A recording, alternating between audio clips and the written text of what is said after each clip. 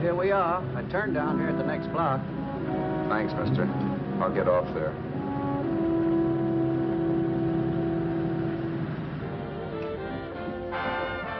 Want anything else? No. Hey, you. Me? Yeah, you. Where you heading? East. Too bad. I thought if you was heading north, I might be able to help you out. I'm pushing the Salt Lake, and I don't like to ride it alone at night. I'm one of those guys that got to talk or I fall asleep. Oh, sure, now, my partner, he's got Lou to keep him company, but I ain't got nobody at all. Where you coming from? West. Yeah, sure, I know, but where, L.A.? Maybe. Got a cousin out in L.A. You don't say. Yeah, he's been out. You're not much of a talker, are you? My mother taught me never to speak to strangers. Oh, a wise guy. So what? Okay, don't get sore. Just trying to be sociable, that's all. Hey, Glamorous. You change for a dime, will you?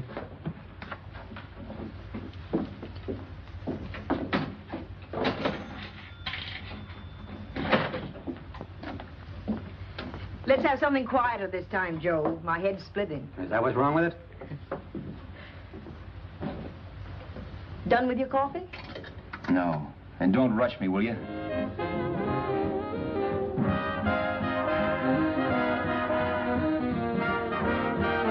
Hey, turn that off. Will you turn that thing off? What's eating you now? Yeah, what's eating you? That music, it stinks. Oh, you don't like it, huh? No, turn it off. Oh, wait a minute, pal. That was my nickel, see?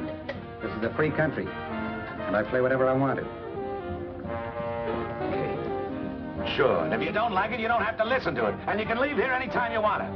Okay, I'm sorry I asked. First good piece played tonight and you don't like it. Some people just ain't got any good taste.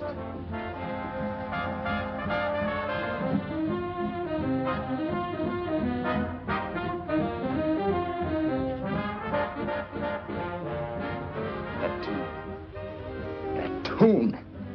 Why was there always that rotten tune? Following me around, beating in my head, never letting up. Did you ever want to forget anything? Did you ever want to cut away a piece of your memory or blot it out? You can't, you know. No matter how hard you try. You can change the scenery. But sooner or later, you'll get a whiff of perfume or somebody will say a certain phrase or maybe hum something. Then you're licked again. I can't believe that you're in love with me. I used to love that song once. So did the customers back in the old Break at Dawn club in New York. I can't remember a night when I didn't get at least 3 requests for it. Sue, she was always selling it too. Those were the days.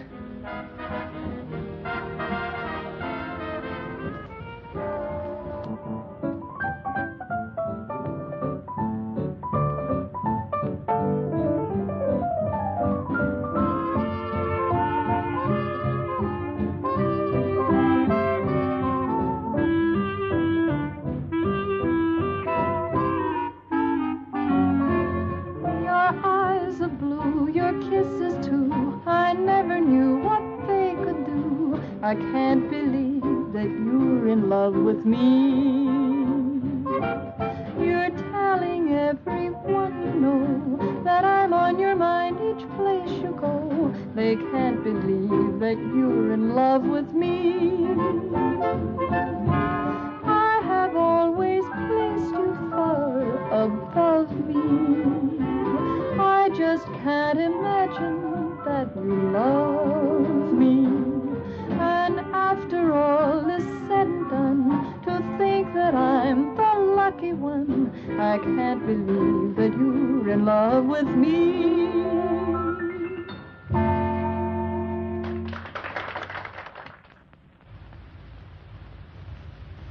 It wasn't much of a club, really. You know the kind. A joint where you could have a sandwich and a few drinks and run interference for your girl on the dance floor. I pounded the piano in there every night from 8 until the place closed up, which usually meant 4 in the morning. A good job as jobs went in those days. Then, too, there was Sue, who made working there a little like working in heaven. But how we felt about each other, well, there was nothing very unusual in that.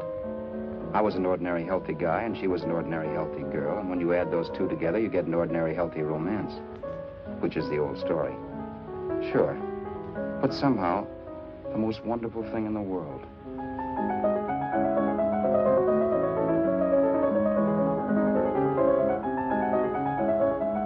All in all, I was a pretty lucky guy.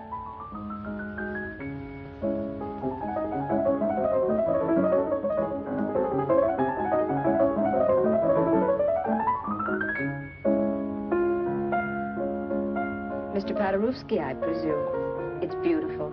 You're going to make Carnegie Hall yet, Al? Yeah, as a janitor. I'll make my debut in the basement.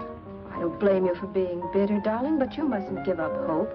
Why, someday... Yeah, someday. If I don't get arthritis first. In the meantime, let's blow this trap.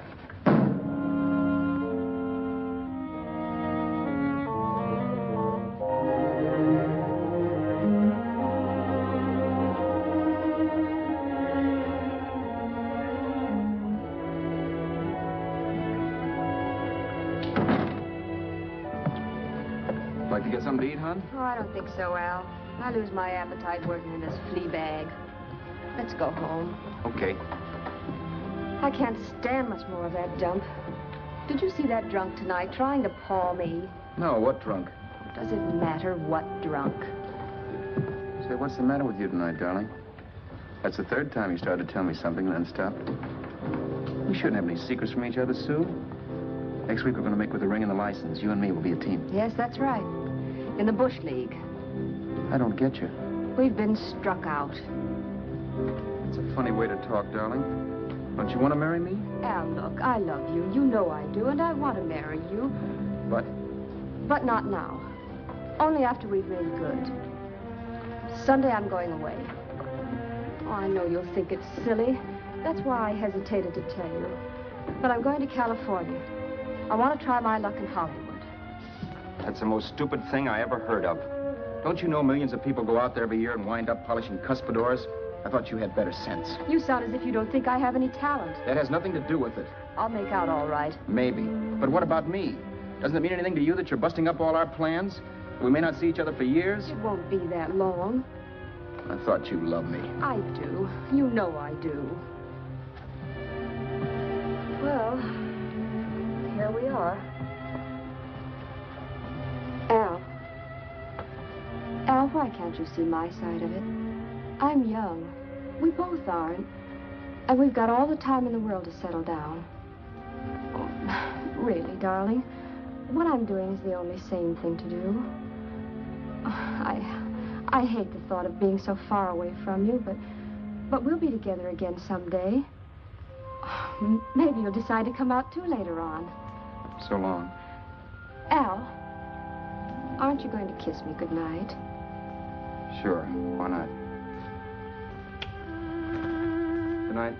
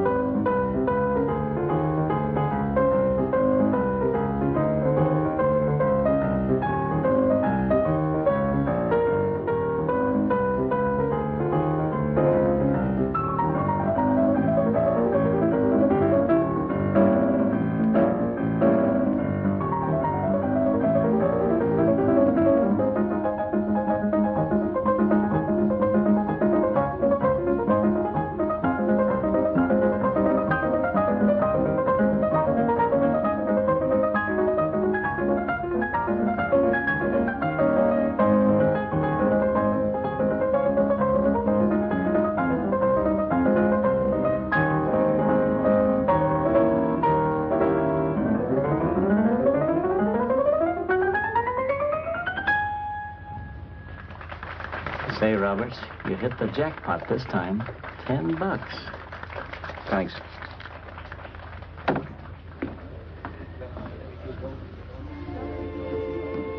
So when this drunk handed me a 10 spot after a request, I couldn't get very excited.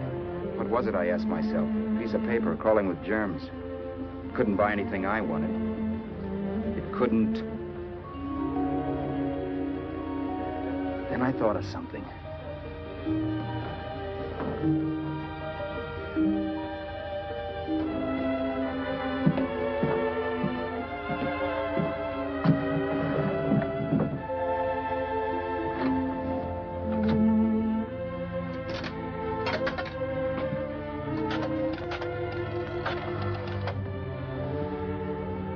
Long distance. I'd like to put a call through to Los Angeles. Miss Harvey. Sue Harvey, Harvey. The number is Crestview 65723.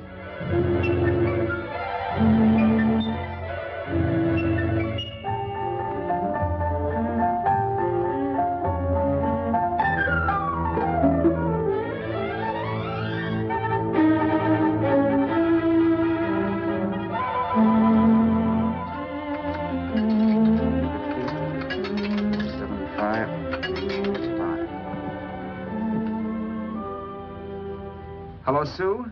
This is Al. Oh, baby, it's great to hear from you, too.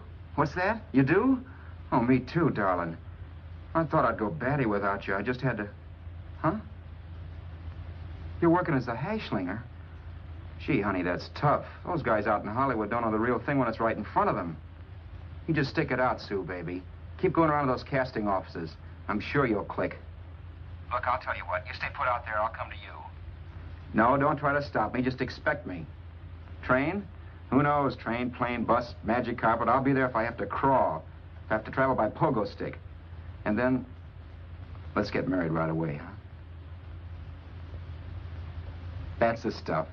That's what I've been wanting to hear you say. Well, goodbye for now. I'll be seeing you soon.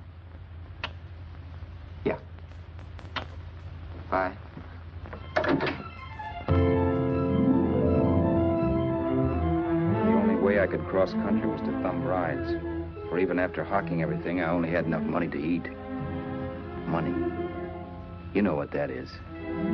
It's the stuff you never have enough of. Little green things with George Washington's picture that men slave for, commit crimes for, die for.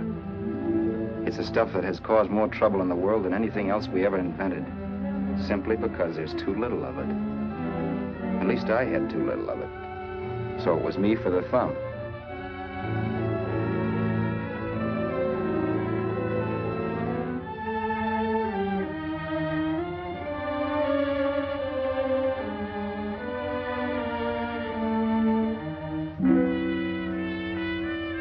Ever done any hitchhiking? It's not much fun, believe me. Oh, yeah, I know all about how it's an education, how you get to meet a lot of people and all that. But me, from now on, I'll take my education in college, or in PS 62, or I'll send $1.98 in stamps for 10 easy lessons.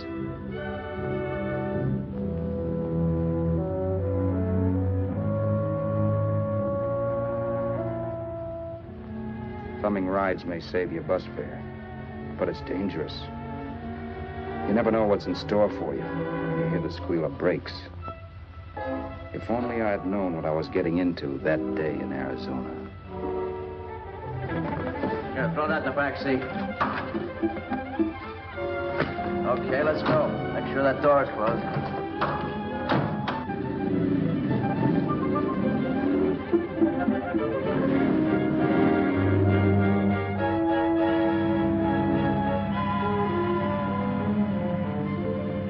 Emily Post ought to write a book of rules for guys thumbing rides. Because as it is now, you never know what's right and what's wrong. We rode along for a little while, neither one of us saying anything. I was glad of that. I never know what to say to strange people driving cars. Then, too, you can never tell if a guy wants to talk. A lot of rides have been cut short because of a big mouth. So I kept my mouth shut until he started opening up. Hand me that little box in the compartment, will you, pal? Hold the wheel, will you?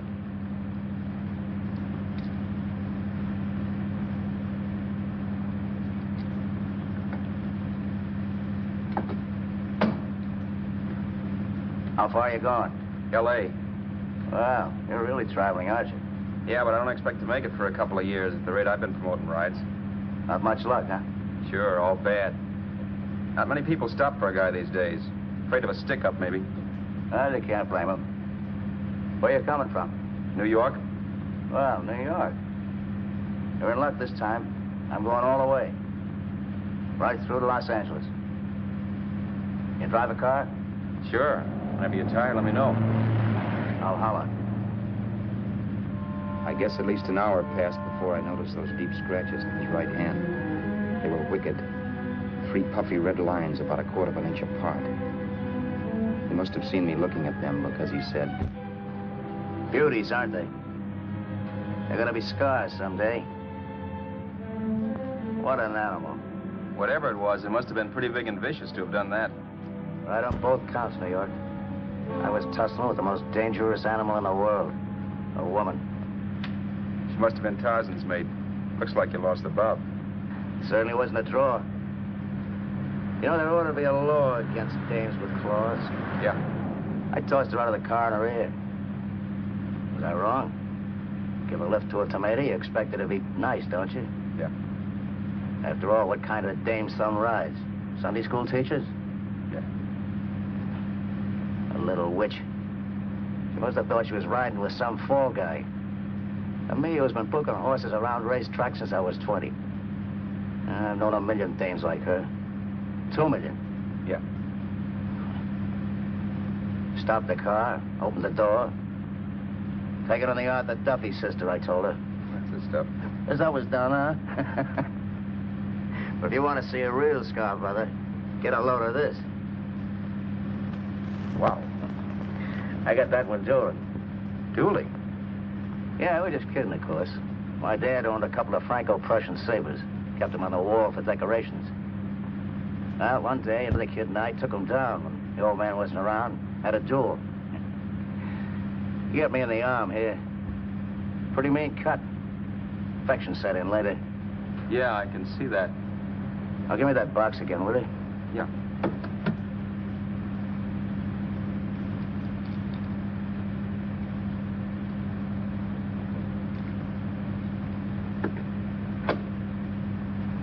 Pain made me lose my head, I guess. I began slashing. Before I knew it, I put the other kid's eye out. That was tough. Well, it was just an accident, of course. Do you know how kids are? I got scared and decided I was going to run away from home. Old man almost caught me when I was packing my duds. The bloody rag I had wrapped around my wrist hadn't caught his attention. You'd seen the bundle for sure. But I beat it when he was phoning for a doctor. That was 15, 16 years ago. I haven't been home since. Pull in there for a bite or something, huh? a bite or something. Brother, was I hungry. I hadn't had anything in my stomach for hours. Yet even with that gnawing in the pit of my belly, I didn't want to be in too big a rush to put on the feed bag. First, I had to make sure this guy knew the score. If I got him down on me, goodbye ticket to Hollywood. I'll wait out here for you, mister. If it's the money, don't worry about paying for it. This time it's on me. Well, that's what... Haskell, think nothing of it. You make your first million, maybe you can do the same for me. Come on, New York. I gotta make the West Coast by Wednesday. There's a horse running at Santa Anita named Pirate Bicycle. Means to me if I'm on him. We'll make it all right. He did most of the talking during the half hour we were in the place. I ate. He rambled on about his old man, whom we hadn't heard from since he ran away as a kid. Now he happened to become a bookie. And then all about how he got rooked in Miami. One race, 38 grand. They cleaned out my book. How do you like that? That was tough luck. Yeah, and I'm supposed to be the smart guy. Well, you just wait. I'm going back to Florida next season with all kinds of jack. And you watch those stinkers run for cover. Want anything else? No, thanks. I've had plenty.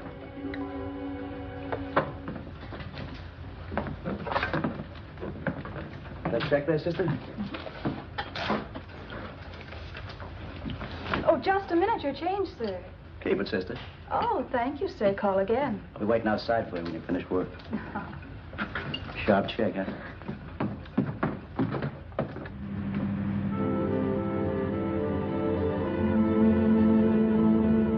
I drove all that night while Haskell slept like a log. After a while, I began to get sleepy myself. I was happy, though. Soon I'd be with Sue again. The long trip was practically over, and there'd be no more hoofing it down the concrete.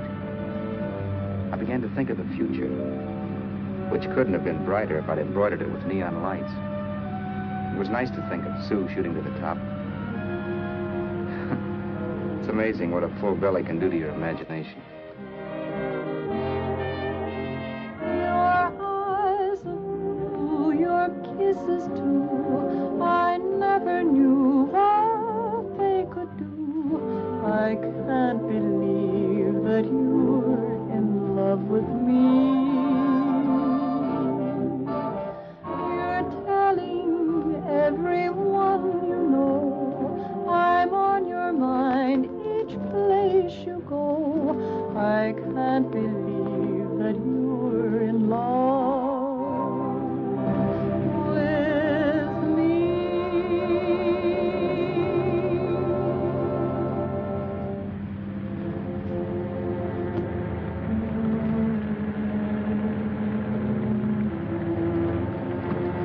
Mr. Haskell? Mr. Haskell? Mr. Haskell, wake up. It's raining. Don't you think we ought to stop and put up the top?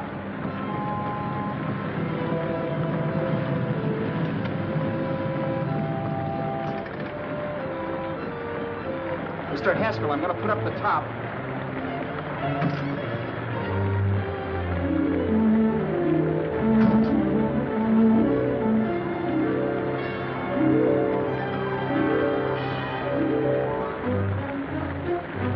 Until then, I'd done things my way. But from then on, something else stepped in and shunted me off to a different destination than the one I had picked for myself. But when I pulled open that door... Mr. Haskell, what's the matter? Are you hurt? Are you hurt, Mr. Haskell? Start your sermon. I'll listen to it. But I know what you're going to hand me even before you open your mouths. You're going to tell me you don't believe my story of how Haskell died and give me that don't make me laugh expression on your smug faces. I saw at once he was dead, and I was in for it. Who would believe he fell out of the car? Why, if Haskell came too, which of course he couldn't, even he would swear I conked him over the head for his dough. Yes, I was in for it. Instinct told me to run, but then I realized it was hopeless.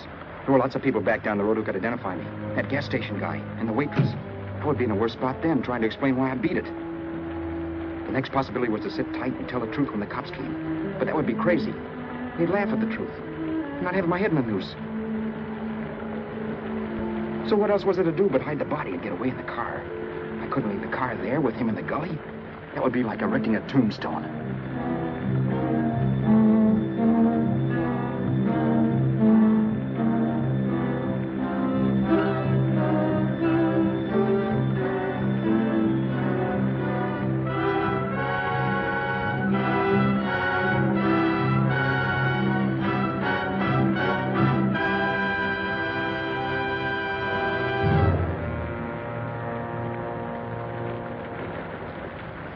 My idea was to cover him with brush, not to rob him. But then I remembered that even if I only drove the car for 100 miles or so, I would need money for gas. Besides, it was stupid of me to leave all that money on a dead man. Not only that, I'd have to take his driver's license in case I was stopped for something. I didn't like to think about it, but by that time I'd done just what the police would say I did, even if I didn't. My clothes. The owner of such an expensive car would never be wearing them. Some cop might pull me in on suspicion.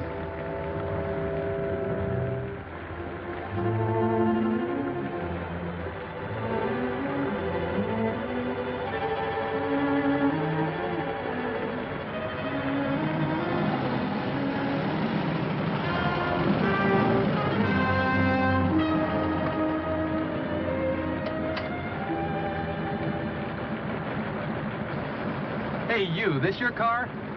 Don't you know better than to leave a car with the wheels halfway in the middle of the road? That's the way accidents happen. I'm sorry, officer. I was just putting up my top. I didn't think. Well, the next time, think. I'll let you go now, but watch your step in the future. I know that's a lonely stretch, but cars come by here once in a while, and we have plenty of crack-ups. Thanks, officer.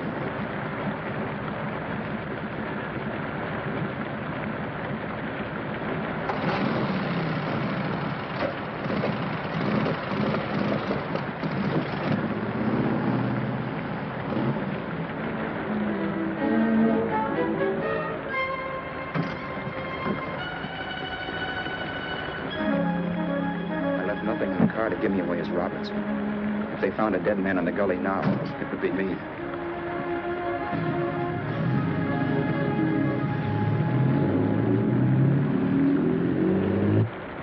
As I drove off, it was still raining, and the drops streaked down the windshield like tears.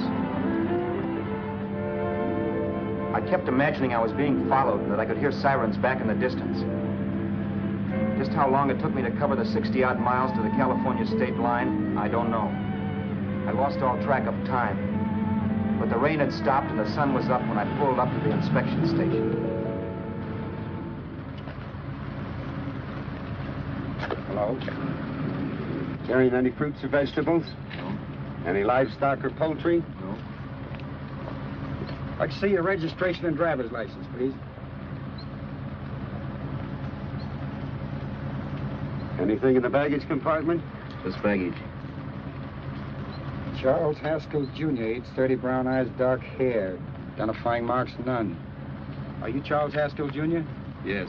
Well, remember, if you're employed and you stay over 30 days, you take out California plates. All right, officer, but I'll only be in the state a short while. Right, you can go now.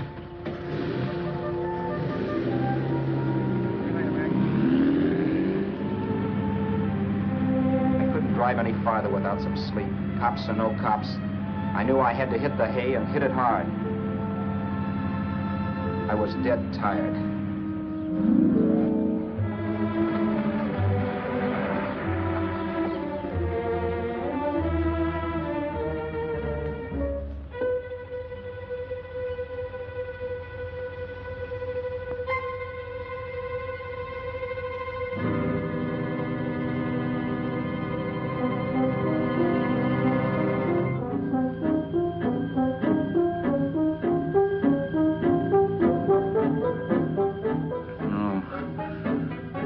Mr. Haskell.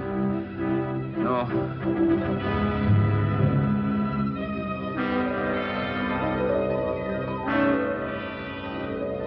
Mr. Haskell, you can't die. Don't think I did it. No, Mr. Haskell. No. No.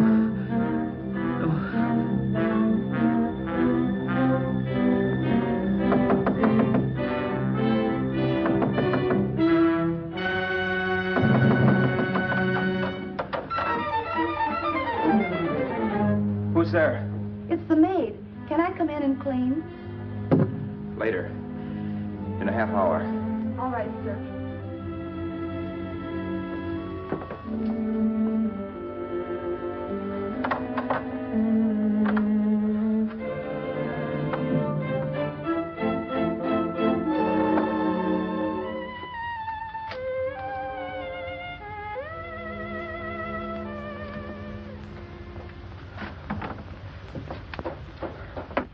There was no time to lose. Every minute I had to be Charles Haskell was dangerous. And I'd have to be Charles Haskell until I got to some city where I could leave the car and be swallowed up.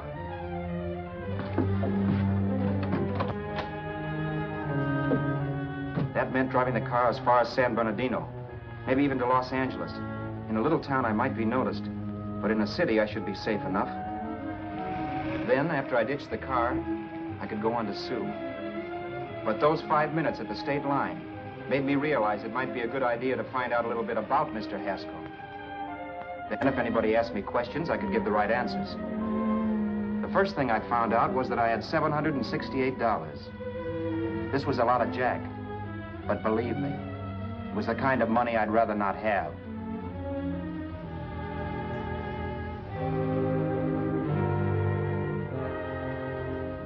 And then I found out from a letter Haskell was carting around in his bag that he wasn't the open-handed, easygoing big shot who went around buying dinners for strange hitchhikers. Before I got done reading it, I saw him more as a chiseler. It was written to his old man in California, the one he hadn't seen in so many years. In it, Haskell posed as a salesman of hymnals, of all things. It was easy to see where Haskell expected to raise a new stake for his book in Miami by rooking his old man. That was about all I found out from his effects, and it was enough. I told myself, maybe old man Haskell was lucky his son kicked off. He would never know it, but it saved him from taking a flyer in sacred literature preferred.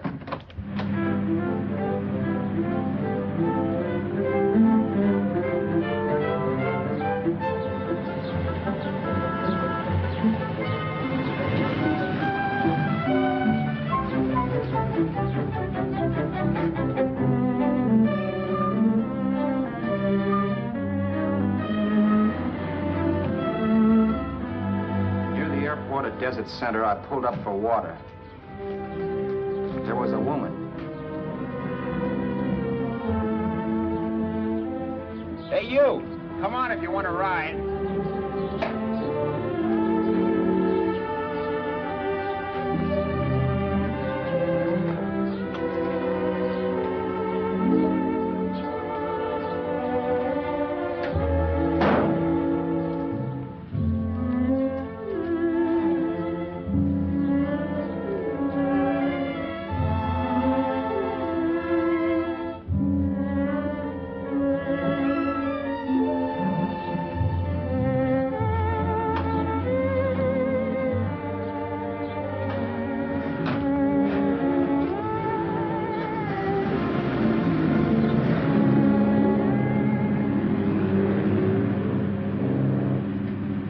How far are you going? How far are you going? That took me by surprise, and I turned my head to look her over. She was facing straight ahead, so I couldn't see her eyes. But she was young, not more than 24. Man, she looked as if she'd just been thrown off the crummiest freight train in the world. Yet, in spite of this, I got the impression of beauty. Not the beauty of a movie actress, mind you, or the beauty you dream about when you're with your wife, but a natural beauty. A beauty that's almost homely because it's so real. Then suddenly she turned to face me.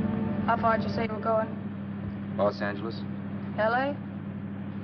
L.A.'s good enough for me, mister. That's what I was afraid of. What'd you say? Oh, nothing, just thinking out loud. People get in trouble for doing that. What's your name? You can call me Vera if you like. You live in Los Angeles? No. Where are you coming from? Oh, back there. Needles? No. Oh, sure, Phoenix. You look just like a Phoenix girl. Are the girls in Phoenix that bad? The girl must have been pretty tired, because she fell asleep not 20 minutes after she stepped into the car. She lay sprawled out with her head resting against the far door, like Haskell. I didn't like that part of it much, but I didn't wake her up. It wasn't that this girl still worried me.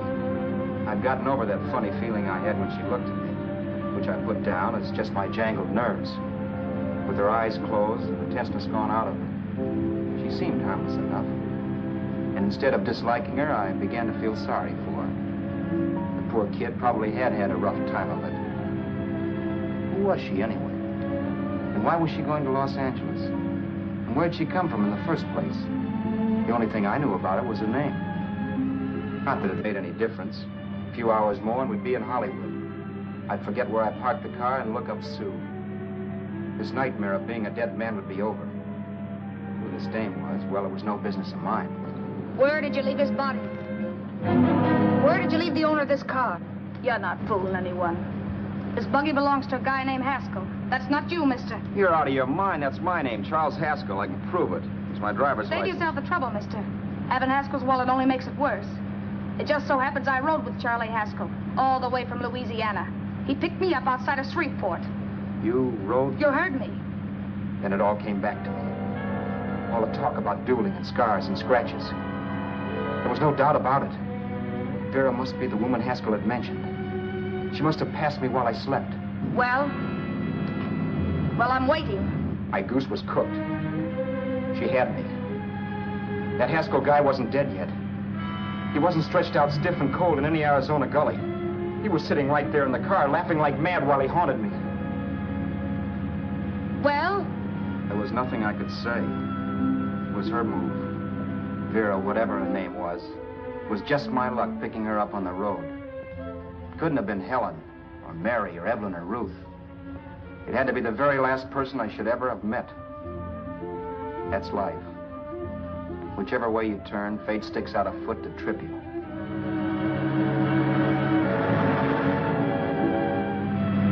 I told her everything. everything, but she didn't believe my story.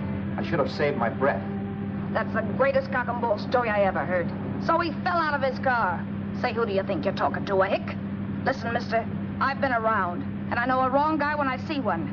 What'd you do, kiss him with a wrench? Now, wait a minute. What I told you was true. You see, that's why I had to do it. You think I killed him. Well, the cops would have thought so, too. Yeah, well, maybe they still think so. What makes you so sure I'll shut up about this? Girl, I'm innocent. Give me a break, will you? It won't do me any good having you pinched. The cops are no friends of mine. Now, if there was a reward, but there isn't. Thanks. Don't thank me yet. I'm not through with you by a long shot. Let's see that roll.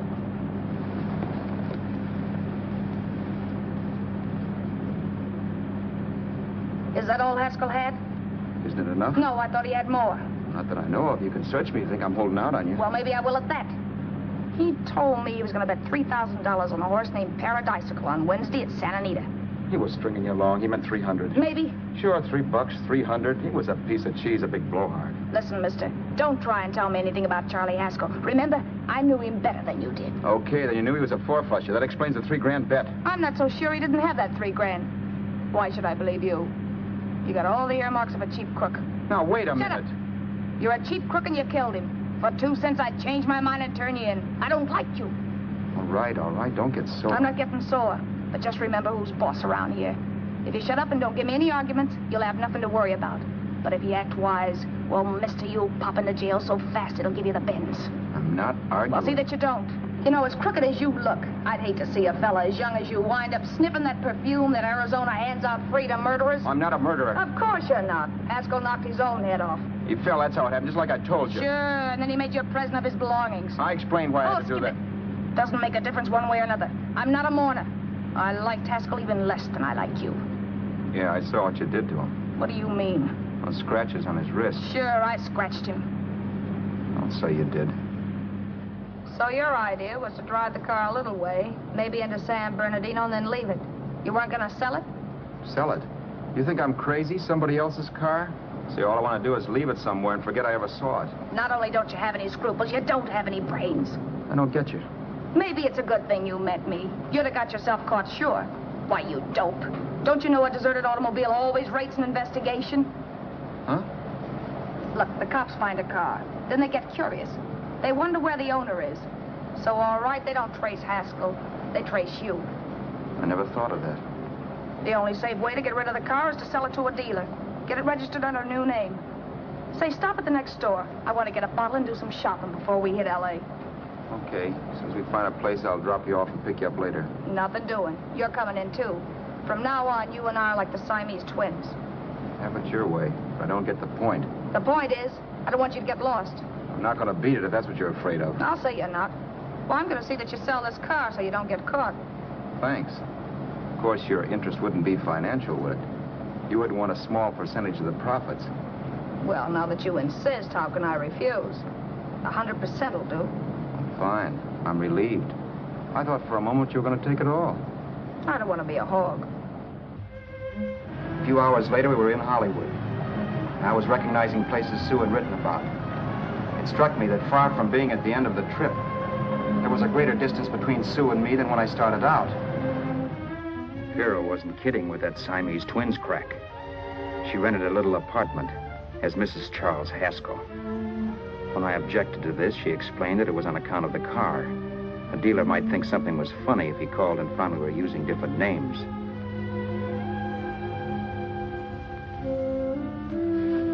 Home, sweet home. Yeah. Not bad either.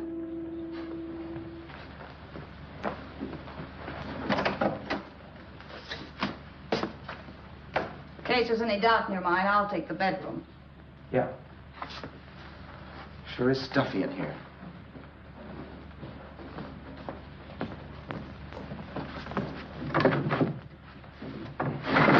Keep the window shut. Okay. The old crow downstairs said there's a folding bed behind this door.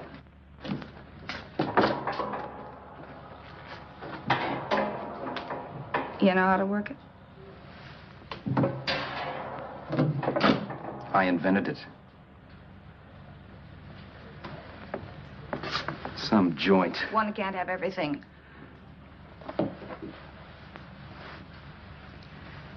I'm first in the bathtub. I don't know why, but I figured you would be.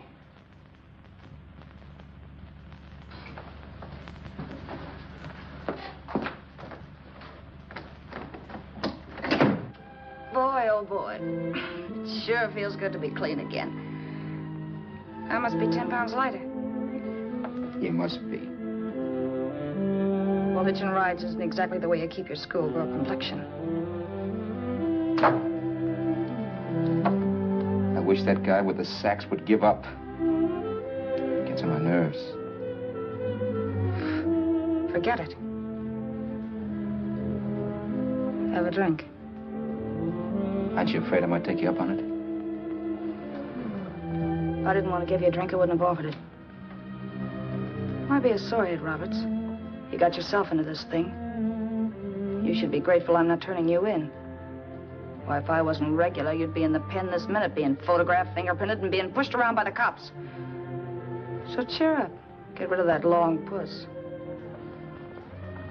Or is your conscience bothering you?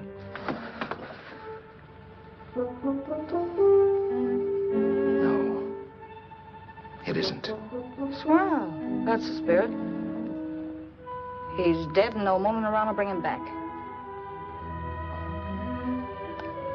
Anyway, I never could understand this worrying about something that's over and done with. Now look, Vera, for the last time I didn't kill him. Haskell was a sick man. Maybe he was dead before he fell out of the car. I don't know. Sure. He died of old age. All right. So if it'll make you sociable, you didn't kill him.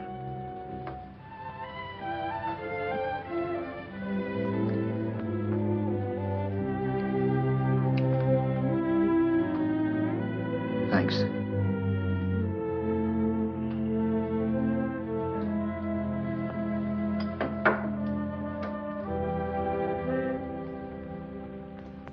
We're out of liquor, Roberts. Yeah. Too bad. I felt like getting tight tonight. Well, I think you succeeded. Am I tight? As a prima donna's corset.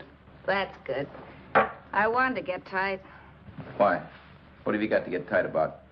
Oh, I don't know. Few things. You should have my worries. If I had your troubles, I'd stay sober. And I've got the key to that door. Yeah. Maybe you're right. I'm always right. You know, I don't like your attitude, Roberts. Well, there's a lot of things I don't like. Sure. But life's like a ball game. You gotta take a swing at whatever comes along before you wake up and find it's a ninth inning. You read that somewhere. That's the truth, Roberts. All you do is bellyache.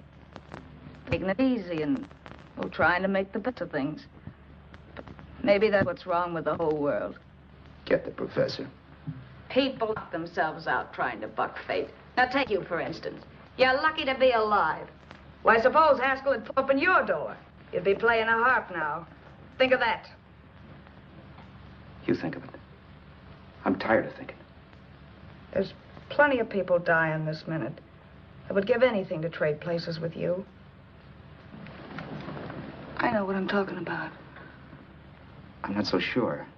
At least they know they're done for. They don't have to sweat blood wondering if they are. Your philosophy stinks, pal. We all know we're going to kick off someday. It's only a question of when. But what got us on this subject anyway? We'll be discussing politics next. Yeah. Where'd you hide the butts? On the table, sucker.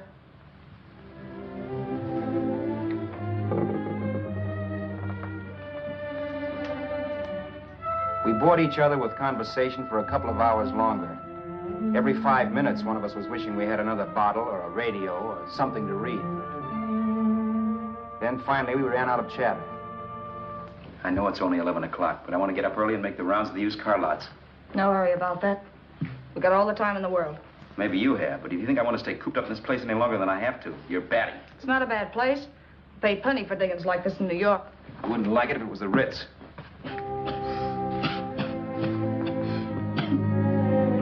rotten liquor. You got a mean cough. Ought to do something about it. I'll be all right. That's what Camille said. Who? Nobody you know. Wasn't that the dame that died of consumption? Yeah. Wouldn't it be a break for you if I did kick off? You'd be free with all Haskell's dough and car. I don't want to see anybody die. Not even me. Especially not you. One person died of me. If you did, well, that's all I need. You don't like me, do you, Roberts? Like you? I love you. My favorite sport is being kept prisoner. After we sell the car, you can go to blazes for all I care. But not until then.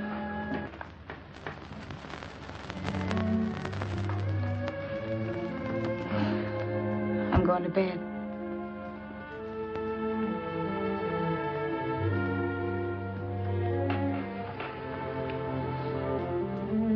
Good night, Roberts.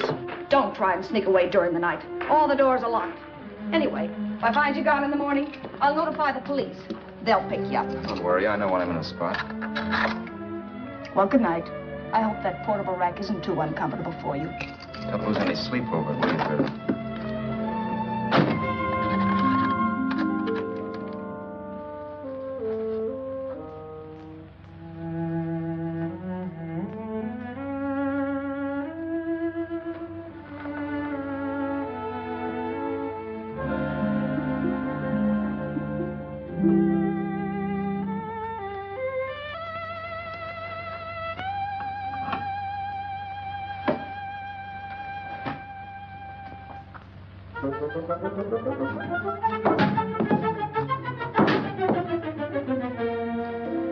Crestview. 6, 5, 7, 2, 3. Hello? Hello? Hello? Hello?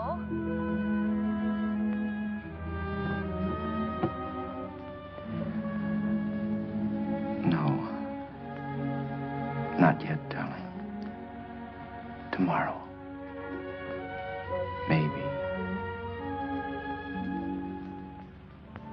If this were fiction, I would fall in love with Vera, marry her, and make a respectable woman of her. Or else she'd make some supreme Class A sacrifice for me and die. Sue and I would bawl a little over her grave and make some crack about there's good in all of us. But Vera, unfortunately, was just as rotten in the morning as she'd been the night before. All right, I'm coming. Look, Vera, it's almost noon. So what? The dealers will be there all day? They'll be there all year, too, but it doesn't wait that long. Shut up. You make us like a husband. Well, do I rate a whistle? You sure do, but let's go. Let's go, let's go. I spent $85 and 2 hours preparing bait, and all you can say is let's go. Come on.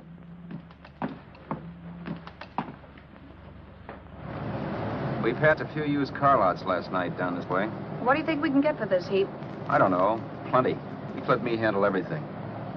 Think we can get $2,000? I don't know, but don't worry. I'll squeeze as much out of this guy as I can. If I let it go cheap without a fight, he might think we've stolen the car. And listen, don't make any slips and call me Roberts. That'll cook us.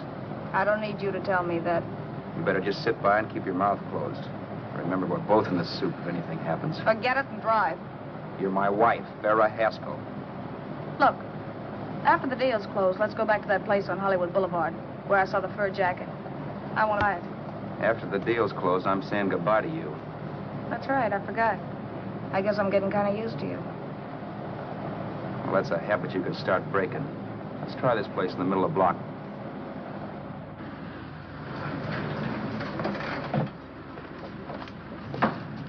Good afternoon. What can I do for you? We're interested in selling a car. If the price is right. Well, if it's in good mechanical condition, it should blue book for about $1,600. Tony, take a look at this motor. 1,600. Are you kidding?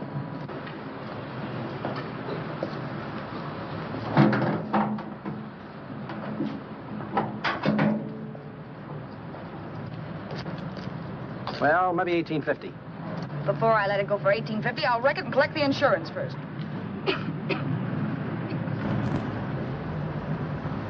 Lady, this motor's seen a lot of driving.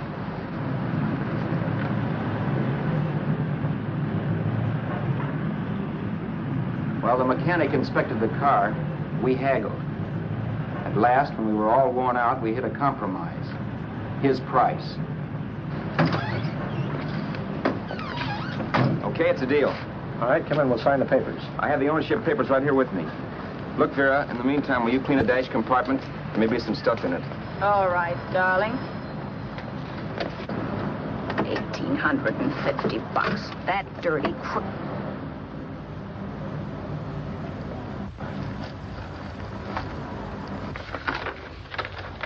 New York, huh? Yeah. But you bought the car in Miami. Yeah. Well, now let's see about the insurance. We can either have it transferred or canceled. What kind of insurance do you have, Mr. Haskell? Well, aren't all the papers there? I don't see any. Surely you know what type of insurance you carry in the car. The name of the company? Yeah, but, Well, if you'll just tell me the name of the company, I'd be very glad to take care of all the details. well, Did you sign the papers yet? not yet. Well, don't. We're not selling the car. Well, wait a minute, Mrs. Haskell. Come on, darling. What's the matter? Change your mind? Yes, I'm sorry. I guess I have. But, Vera... Let's go.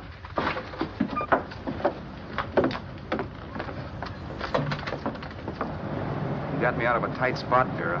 But I still don't understand all this. You will in a minute. I almost threw away a gold mine. 1850 isn't to be sneezed at. The car doesn't book for as much as I thought. We're not selling the car. You want to keep it. Now, wait a minute, Vera. You said yourself I wouldn't be safe until the car was in someone else's name. I'd like to be free of this mess when I go. That's just it, Roberts. You're not going. There's a drive-in at the next corner. Pull in there and we'll get a bite to eat. And I'll explain. What is this, another one of your brilliant ideas?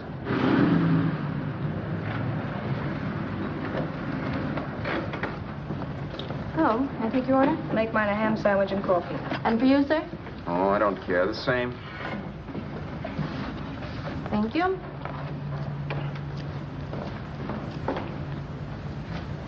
Get this, Vera. I've been pretty patient so far. I've done everything you asked me to do, but no more. Shut up. You've taken Haskell's money. And you can have the dough we get from selling the car. But you're not going to keep me a prisoner. It's a good thing I bought the paper. Take a look at that. Vera, I'm in no mood. Read that.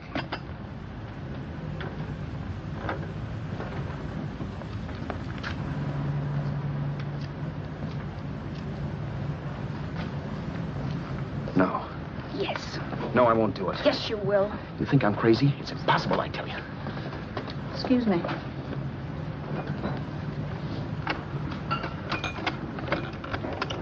Blow the horn when you're through. No one could possibly get away with an act like that. It'd be wise to me in a minute. Don't be yellow. You look enough like him. The same coloring and the same build. See how his clothes fit you? No kidding, you almost had me fooled for a while. Oh, grow up, Vera. Don't you think a father knows his own son? And there must be other relatives. The father won't have to know you. We'll wait till he gives up the ghost. He's an old geezer and he won't pull through. And as far as other relatives are concerned, they haven't seen you in 15 or 20 years. Eat. I'm not hungry. And I won't do it. It's not as tough as it sounds. Remember, you've got all kinds of identification. His car, letters, license. I could never get away with it. It's the stupidest thing I've ever heard. The old boy has scads of dough. Look in the paper there. Personal fortune assessed at over $15 million. He'll leave plenty, I tell you. Maybe he cut off his son. How do we know? It's out, Vera. I won't have anything to do with it. I think you will. Look, Vera, I'll do anything within reason. But not that. So forget it. Find yourself another stooge. You sap. You'll be fixed for the rest of your life as Charlie Haskell. You can take your inheritance and go away. No more worrying about the rent, no sweating, scheming, wondering where your next meal's coming from. Think about that, Roberts. Vera, please, you're talking too loud. On this, I'm splitting 50-50 with you. Sure, why not? We're both alike, both born in the same gutter. Now, take it easy, Vera. There's people around here. You don't know what you're talking about. We'll wait till we read that old man Haskell's dead. Then you show up. Like you read in New York that he was sick. No. Suppose he doesn't die. He will. I know he will. Something tells me. But as much as I insisted I would have no part of her scheme, Vera was taking it for granted I would. Neither of us had our mind on the cards as we played that night. I knew we were just trying to kill time between newspaper editions. This was a death watch for Vera. Maybe it was for me, too. Don't you realize if I'm caught, they'll want to know where I got the car and stuff, and they'll have me on a murder charge. If you're smart, you won't get caught. I knock for 7. And if I'm caught, don't you realize you'll be out, too? 18 points. That gives me 30. How will I be out? You'll be out $1,850 we would have gotten on the car. Really, Vera, you'd be an awful chump if you threw away all that dough on a dizzy long shot. Let me sell the bus tomorrow. With the money it'll bring and what you've already got, a clever kid like you can run it up in no time. Then we'd both be in the clear. I'll be in the clear anyway. Maybe. But if I got caught, I'd get good and sore at you, you know. You mean you'd squeal? Well, no, not squeal exactly. Never mind what you meant. Even if you did tell the cops I was in on it with you, what could they do to me? They might give me the same medicine they gave you. Yeah. A rope. But I'm on my way out. All I'll be doing will be rushing it. All right. But think of the $1,850 you'd lose. You'd kick yourself along the block and let it get away from you. I'll take the chance. Want another drink? You're being a goon. That's the way people wind up behind the 8 ball. Once they get a few dollars, they become greedy and want more. My. Caesar. Who? You know that Roman general? He got his for being greedy. He wasn't satisfied, so the final wind-up was he took the count. A couple of days ago, you didn't have a dime. Why, you were so broke you couldn't pay cash for a postage stamp. Now you've got almost $700 with $1,850 in the offing. Take my advice. Don't try for more. I'm tired of this game. Let's have some blackjack. Play solitaire. Okay, I will if that's the way you feel about it. That's the way I feel about it. Getting sore and throwing things won't help much, Roberts. I'm really doing you a favor. I help you out of a jam by keeping my mouth shut. I show you how to make some soft money. And what thanks do I get? Thanks. Sure. Or would you rather call the cops and told them you killed the man and stole his money? I didn't kill anybody. Yes, you did. No, I didn't. You know I didn't. All right, then. Suppose I call the cops. If you're innocent, what do you got to be scared of? Okay. Call him, you mutt. Go ahead and call him, see if I care. At least they'll give me a square deal. You want me to call them? You heard me. But I'm warning you. If I'm pinched, I'll swear you were in on it. I'll say that you helped me. If I fry, I'll get even with you. You wouldn't dare. You're chicken. Yeah? Then try it and see. Call him. Yeah. Okay, I will.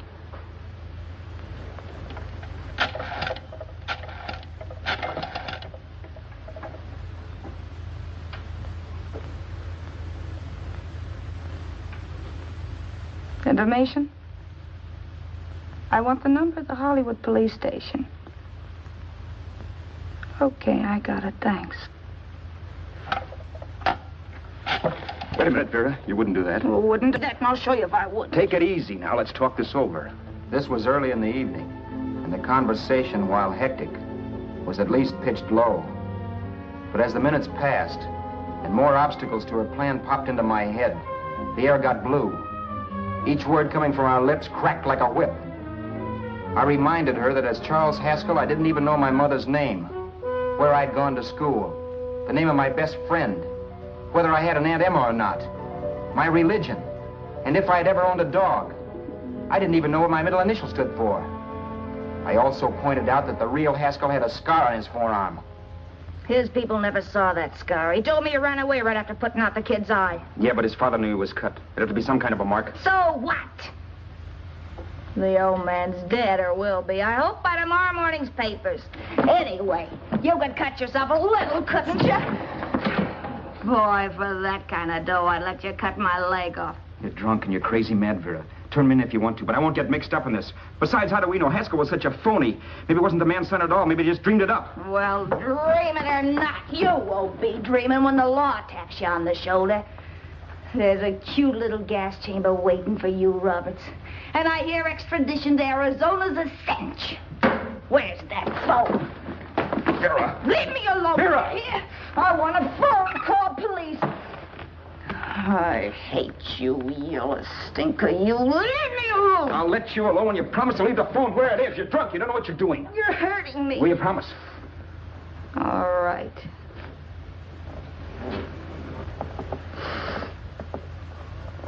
You hurt me. I'm sorry, but... And it's hot in here. Open up a window. It's not hot. Don't tell me. Now, do you do it or do I do it? You're no gentleman, see? Yeah. All right. I'll open up the window.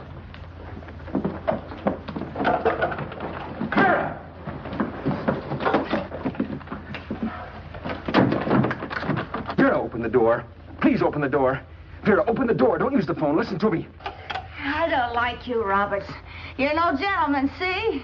You hurt my hand, and I'm going to get even with you. If you don't open the door, I'm going to kick it down, Vera.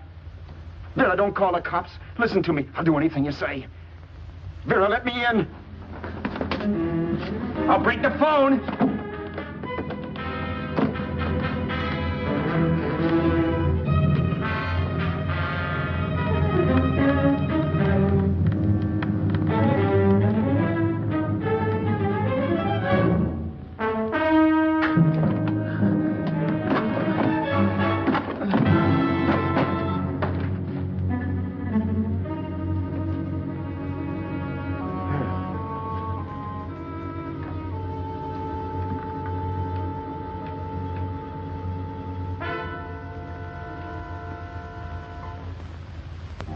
The world is full of skeptics. I know. I'm one myself. In the Haskell business, how many of you would believe he fell out of the car? And now, after killing Vera without really meaning to do it, how many of you would believe it wasn't premeditated? In a jury room, every last man of you would go down shouting that she had me over a barrel and my only out was force. The room was still. So quiet that for a while I wondered if I had suddenly gone deaf. It was pure fear, of course. And I was hysterical, but without making a sound. Vera was dead, and I was her murderer. Murderer. What an awful word that is. But I'd become one. I'd better not get caught. What evidence there was around the place had to be destroyed. And from the looks of things, there was plenty.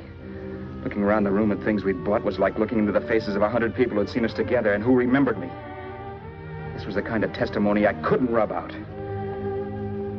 No. I could burn clothes and hide bottles for the next 5 years. There'd always be witnesses. The landlady, for one. She could identify me. The car dealer, the waitress in the drive-in, the girl in the dress shop, and that guy in the liquor store.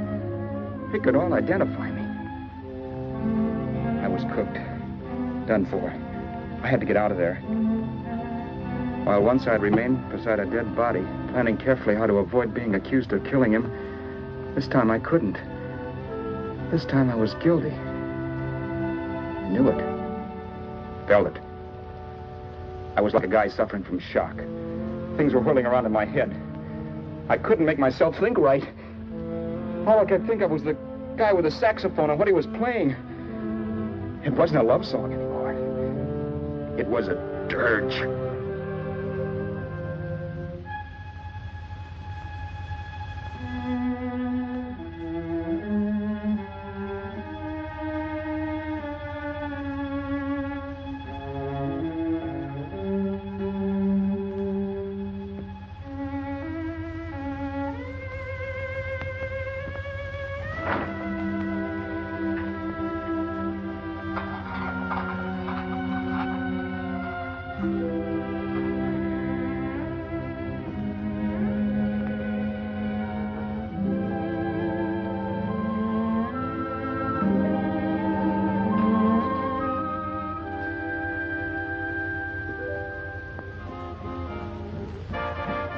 Problems weren't solved.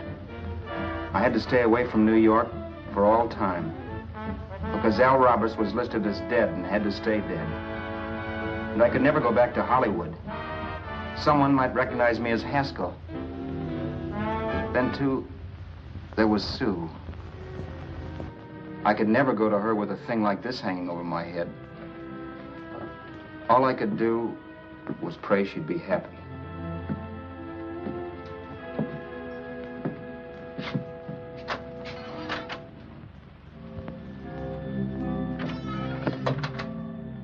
I was in Bakersfield before I read that Vera's body was discovered, and that the police were looking for Haskell in connection with his wife's murder. Isn't that a laugh? Haskell got me into this mess, and Haskell was getting me out of it. The police were searching for a dead man. I keep trying to forget what happened, and wonder what my life might have been if that car of Haskell's hadn't stopped. But one thing I don't have to wonder about. I know. Someday a car will stop to pick me up that I never thumbed.